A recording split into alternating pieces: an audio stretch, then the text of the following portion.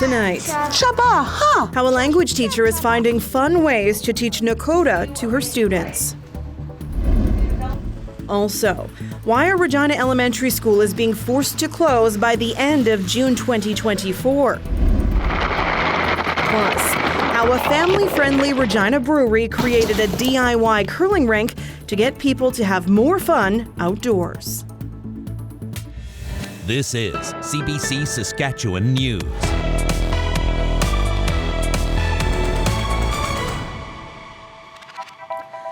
It is Thursday, February the 9th, and the CBC Saskatchewan News starts right now. Good evening, and thanks for joining us.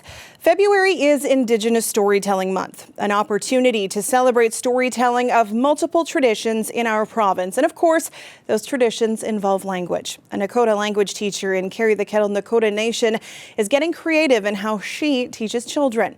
It involves a very special sidekick. Louise Big Eagle has the story. You guys ready to go through the animals? Yeah. Who remembers what this is? Chaba. Chaba, huh? Chaba. Yes, that's a beaver, right? Teresa Owach is a language teacher at Carry the Kettle, Nakoda Nation. But she doesn't teach alone. This is Kushi, which means grandmother in Nakoda. I wouldn't stand up and yell at the children. Sit down now, but Kushi, she'll have no problem. Nachio, dang. She'll yell at them and they'll all come running. We'll point out that, we need to listen to the elder in the class because she is the oldest. And she helps me with the respect. She helps me calm the children down. She's a great asset to help teach. Like, the kids just love her. While Owach uses some English, Kushi only speaks Nakoda when they teach grade 1 students 3 times a week. She makes us laugh. They teach here at the Nakoda Oyate Education Center, 100 kilometers east of Regina. Carry the Kettle is one of just 4 Nakoda communities in Saskatchewan, and the traditional language is in jeopardy. It's considered critically endangered by the United Nations. Growing up, Owach was sent off reserve to a school where she says she was ridiculed and made to feel ashamed. Do you think having Kushi with you kind of gives you more confidence too in teaching the language? Oh, definitely. I certainly lack, a lot of self-confidence, as lots of First Nations people my age do. She forgot her language for many years, but her sister Frida helped her rediscover Nakoda before Frida died. Now, Kushi wears clothing made from Frida's dresses. I sew them into outfits that will fit her, and to me, maybe kind of foolish, but I think it gives the essence of my sister to Kushi, so that she's always with me. And with that inspiration, Owach is giving these children the education she's never had.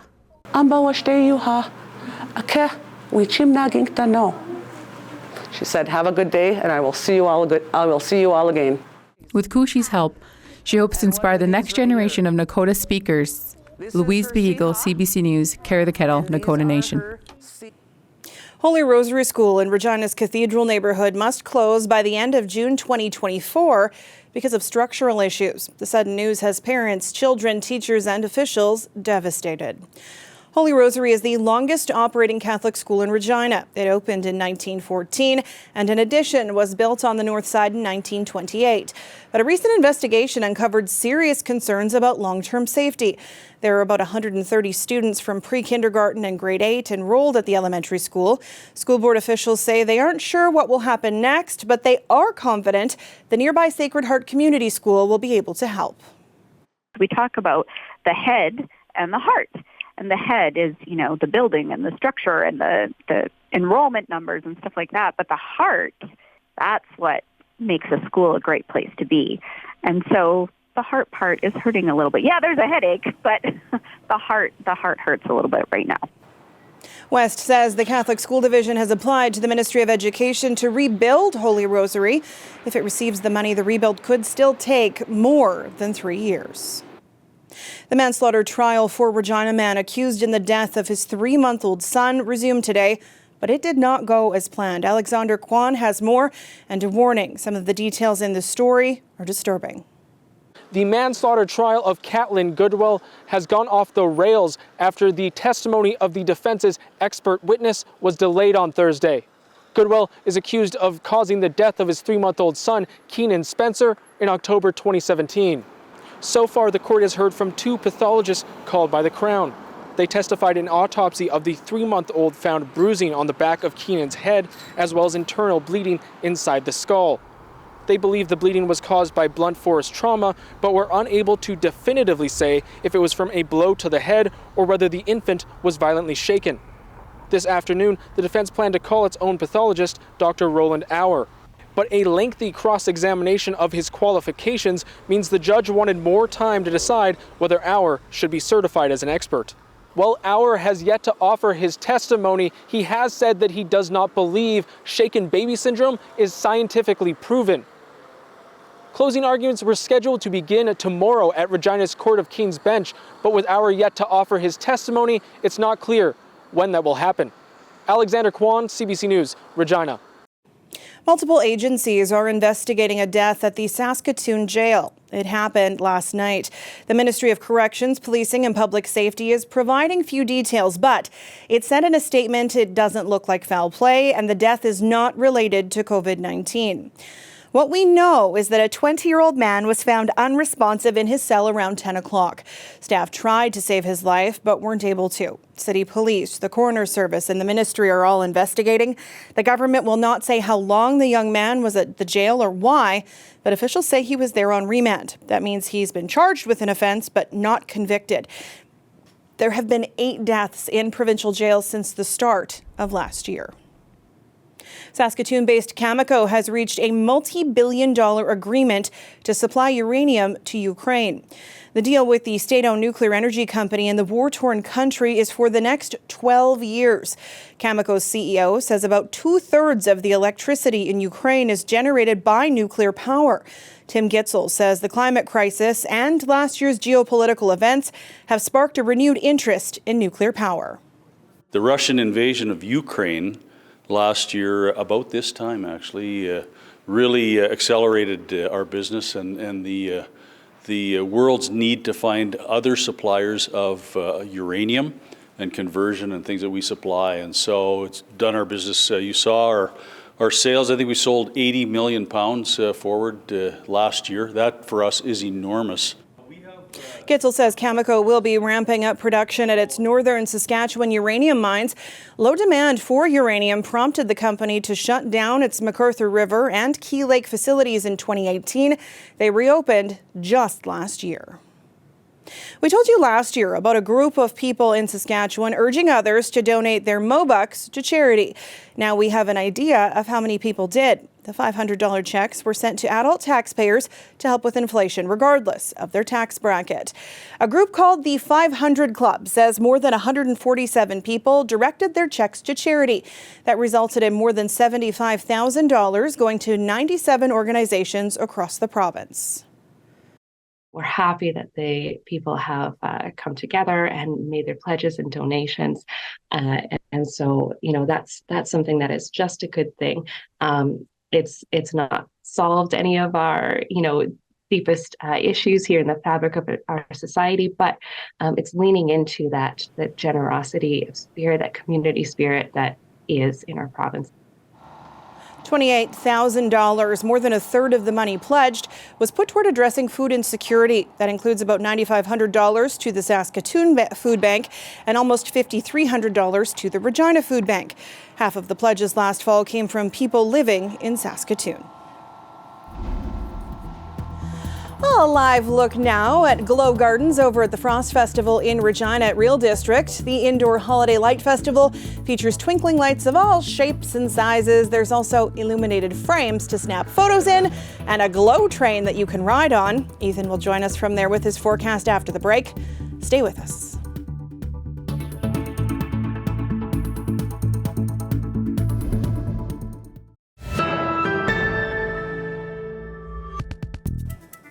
Netflix is moving ahead with a crackdown on password sharing in Canada and several other countries too. Households that still want to share an account will have to pay an added fee.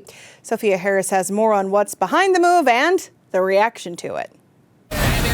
Many Canadians knew it was coming, but Netflix's announced crackdown on sharing accounts has still rattled many customers. What am I going to do now? I watch everything on Netflix. They tweeted password, like sharing your password is love, and now they're going back on it. It's kind of weird. In 2017, Netflix promoted password sharing, but times have changed. On Wednesday, the streaming service started warning customers it will soon prevent them from sharing accounts with another household unless they pay an extra $8 a month and have an upper tier account. Netflix account is for people who live in the same location. Just got the Did you get a warning? Yeah. Morton Rand Hendrickson shares his Netflix account. He got his notice during this interview. On my phone, it says I have to go to my TV and change my settings. And when Rand Hendrickson tuned into Netflix, he was ordered to choose his primary address by February 21st to block other households from using his account. It doesn't feel like the kind of thing a company that really cares about its customers is doing. It feels more like, let's take this opportunity to rake in more money to boost our profits. Netflix admits it is looking for more cash. In a statement, the company said over 100 million households globally share accounts, impacting our ability to invest in new TV and films. Dive into Disney Plus. The streaming market is getting crowded with competitors, so some tech experts say Netflix needs to raise cash to up its game. I think what the reason that they're doing this is they got to be more competitive. They got to get people to start paying because it's expensive to produce content, and I think they're taking a gamble here.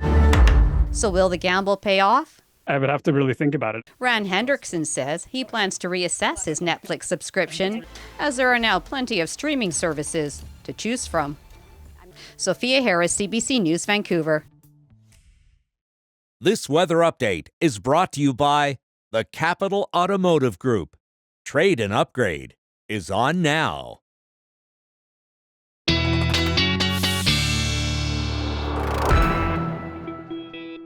Among the lights of glow, rather, at Frost Festival in Regina is where we find our Ethan Williams.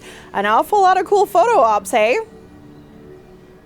Oh yeah, there's tons around here, Sam. You saw the balloons before the break. We've taken up residence at a very tropical scene here. Some dolphins and some sailboats as well. Dreaming of warmer days. But you know, it wasn't all that bad today. We did have some pretty nice temperatures. In fact, still quite nice right now. We take a look at our current temperatures outside. Low pressure system stretching to our north, and we do have a warm front that is stretching from that as well, which is bringing some warmer temperatures through the province. Still have a cold front on the other side of that. But as we take a look now at the current temperatures in south and central Saskatchewan, you can see that we are looking at temperatures a little bit cooler than they were this time yesterday. We were above zero, and we were looking today, we're a little bit below that, kind of between freezing and -5 at this point. Our afternoon wind speeds picking up out of the southwest, close to 40, maybe 50 kilometers an hour through the afternoon today, but those are beginning to die down as we head through the evening tonight. But tomorrow we have another low pressure system that is moving into the province, and this will be affecting the north. After a mostly clear night tonight in south and central, clouds will build into the Churchill region and portions of the far north, and then that snow really getting started as we head through tomorrow afternoon and tomorrow evening, with the heaviest amounts probably falling kind of in between the 5 o'clock and 10 o'clock range tomorrow in sections of northern Saskatchewan. Could be a little bit of mixed precipitation, maybe even some freezing rain in some central sections, but for the south tomorrow, I think we're looking still for a mostly sunny day. And then as we head into Saturday, that system will move out in the north through the morning hours. The south, still sunny, really not going to be impacted by that at all. Total snowfall amounts, I think, from tomorrow morning through to Saturday morning, kind of in that 24-hour range, probably up to 8 to 10 centimeters, especially in that line from Buffalo Narrows through La Ronge. Pelican Narrows, I think, is where we're going to be seeing the heaviest of that snowfall. Our wind gusts are going to be picking up in the south. Again, we're south of that low pressure system, so that's where we'll see them start to pick up tomorrow afternoon. Around the noon hour, could be gusting close to 60 kilometers an hour in portions of the southwest. Those will move to the east through much of south and central Saskatchewan through the day on Friday and through the evening hours as well, and it could still be fairly breezy through the overnight Friday into Saturday before winds start to taper after that. But in terms of our temperature pattern, that jet stream has been hanging right around southern Saskatchewan, so I think especially through south and central, temperature's going to be remaining fairly nice over the next few days, and really even in the north, they are going to be hovering around where they should be this time of year. For those of you in the Churchill region, that's around -10, and in the far north, that's around -15. So no major cool down is going to be coming. But as we look at Regina's extended forecast, we do see as we head in to the middle of next week, the temperatures will be cooling down a little bit, but hovering right around normal for this time of year. And barely a snowflake or a rain shower in sight for Regina or Saskatoon. Mostly sunny conditions. Look at that. First 4 days of the forecast here looking above zero in Saskatoon. Bit of a cool down, but it is always warm inside Glow here, Sam, where we are having a great night tonight. All right, Ethan, I look forward to seeing the selfies later.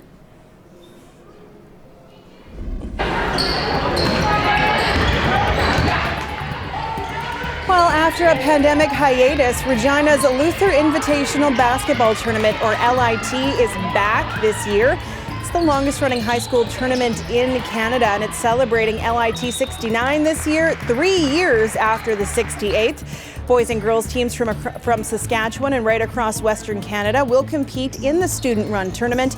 There are 24 games to be played between today and Saturday night. We'll be back after the break.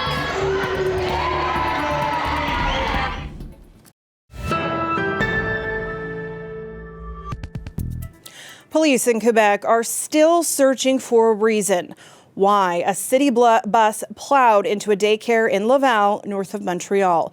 The driver is facing charges that include first-degree murder. And while the investigation moves forward, the community mourns. Jayla Bernstein reports. Mementos, small gestures of comfort in the vacuum left behind after this stomach-churning nightmare. These poor people that lost their kids, they didn't ask for that. It's terrible. I'm sorry for all the parents. All that's left is debris and a boarded-up hole where the bus smashed into this Laval daycare. 2 children are dead, 4 remain in hospital. The 51-year-old bus driver, Pierre Ni Saint-Amand, charged with murder. This group of men tackled the driver to the ground in the chaos after the crash. Premier François Legault reminded them to take care of their mental health. I want to thank the men that were involved, all people who were involved right after, in the next seconds after it happened. And the only thing I can say is courage. For the parents of the children who survived, mixed emotions. Their youngest daughter, 2 years old, was at the daycare yesterday. It's difficult. We feel relief because our girl is unarmed, so she wasn't injured. But it's difficult to think about the other parents. He says his 2 older daughters were friends with one of the children killed. The family is shaken. On the quiet street where the suspect lived, neighbors are reeling from the news. So far, there are no clear links between the daycare and the driver. He says they would often say hello. He would see him with his 2 daughters in passing. C'était quelqu'un très quiet, très calme. She says he was very quiet, calm. They would say hello in the morning when he left for work on his bicycle. With many questions left unanswered, this neighborhood is doing what it can to grieve and heal. Jayla Bernstein, CBC News, Laval. Many Canadians are concerned about the increasing cost of renting. In the past year, some families considered moving to another city where rents were cheaper. But a new report shows that vacancy rates are lower and rents are higher in almost every city across the country. Paula Duhachuk explains. Janice Rourke's rent is about to jump by nearly 24%, an extra $275 a month. That was a huge surprise when I saw the amount. And nearby apartments aren't much cheaper. It's getting harder and harder to find safe, affordable accommodation.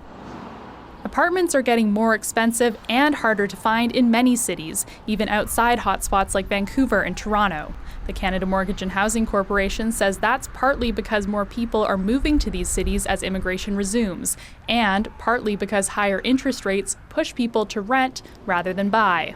But every market is different. There's a lot of people moving from other provinces across Canada into Alberta, and of course, naturally allows people to settle in Calgary and Edmonton. Since the pandemic, Halifax has also seen a rise in people moving from other provinces, buying houses, and driving up demand. Local residents are having to stay in rentals longer just so that they can save up to buy a home. So that's why we're seeing that increased demand in the rental market. In college and university towns like Kitchener, Ontario, returning students are driving up demand, especially international students. International students do not have local housing, cannot live with a family. They need to find housing closer to campuses. So that is also adding a pressure in the already tight vacancy market. The causes may vary, but this economist says the solution is more new housing. Deeply affordable units to market rate housing, because that's ultimately where the challenges are coming from, that our population is growing faster than our housing stock. There's no quick fix and little relief expected soon, no matter what the city. Paula Duhacek, CBC News, Calgary.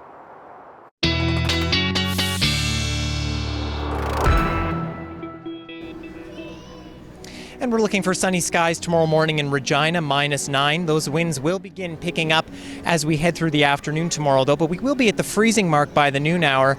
Southwest gusts around 30 kilometers an hour. In Saskatoon, very similar forecast, mainly sunny skies for you at -9 in the morning at 8 a.m.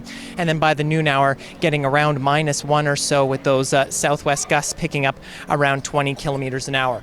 Okay, Sam, you asked for a selfie. Your wish is my command. I'm at the selfie station here now. Going to take a photo myself. There we go. All right, perfect. I'll send that one to you right away. All right, thanks, Ethan. And before we leave you tonight, and before I receive that picture, Frost Regina is not the only thing encouraging people to enjoy the outdoors. Multinational in Regina's Heritage neighborhood has made their very own mini curling rink in the brewery's backyard.